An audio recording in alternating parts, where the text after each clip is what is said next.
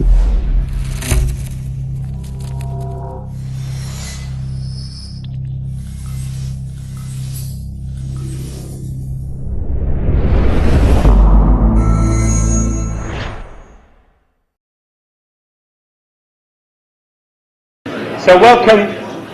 welcome to our 5th anniversary celebration, our official 5th birthday of the London Centre for Nanotechnology, or LCN.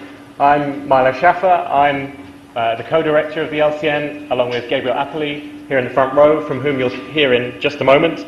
You'll see we have quite a dense programme, and we hope you'll be able to hear a lot about the past, the present and the future, both of the LCN and of nanotechnology as a whole, without delaying you too long from your celebratory glass of wine across the way later on.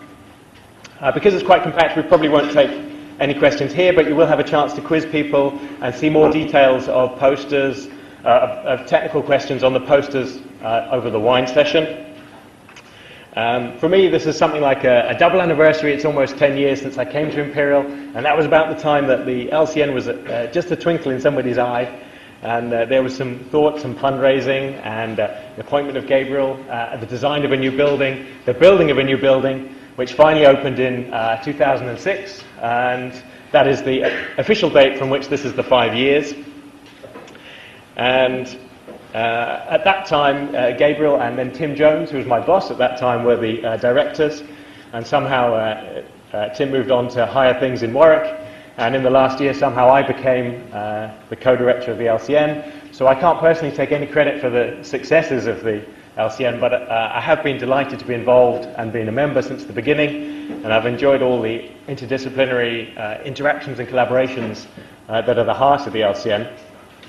Now, I was going to tell you a bit of a story about one particular example of that, but I think I'll leave it to Gabriel to explain in his talk in the interest of time, since we're a few minutes late.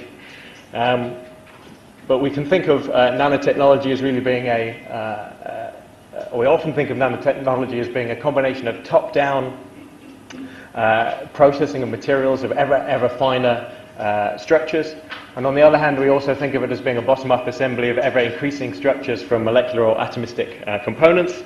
And I hope it's not too much of a strained analogy to think of the LCN as a top-down infrastructure of facilities and of events which help our members, our scientists, assemble themselves into interesting science and interesting technology, and that's really the role of the centre. So I hope from the talks that you'll hear now you'll get a sense of the excitement and the range of work that goes on. And without further ado, we'll move on to our first speaker, Professor Sakitha Nayans, who is of course the Rector of Imperial since the beginning of last year, and before that Director General of Science and Innovation at the DTI. And so here we'll kick things off with a bang.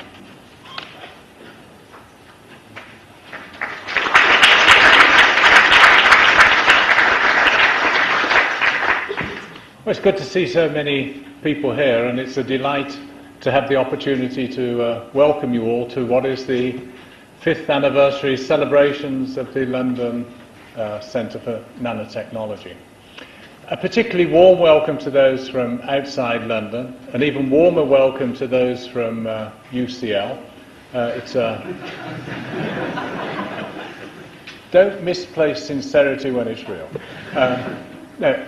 Really a genuinely warm welcome. I think the two institutions are justifiably extremely proud of the London Centre for Nanotechnology and wholeheartedly behind this celebration. An anecdote from me. About a dozen years ago I joined the MOD, and I had the job at that time of reviewing where this subject called nanotechnology and nanoscience was at, within a sort of background of all of these wonderfully speculative things that it was going to achieve for mankind in the future, some brilliant research going on around the place, some threats of grey goo, some environmental hazards that were going to destroy the planet, and so on.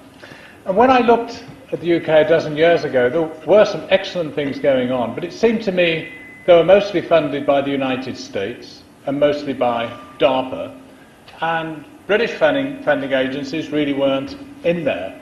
And it was an absolute delight to see the sort of enthusiasm for funding nanoscience and nanotechnology, both in government, regional development organisations, and so on and so forth.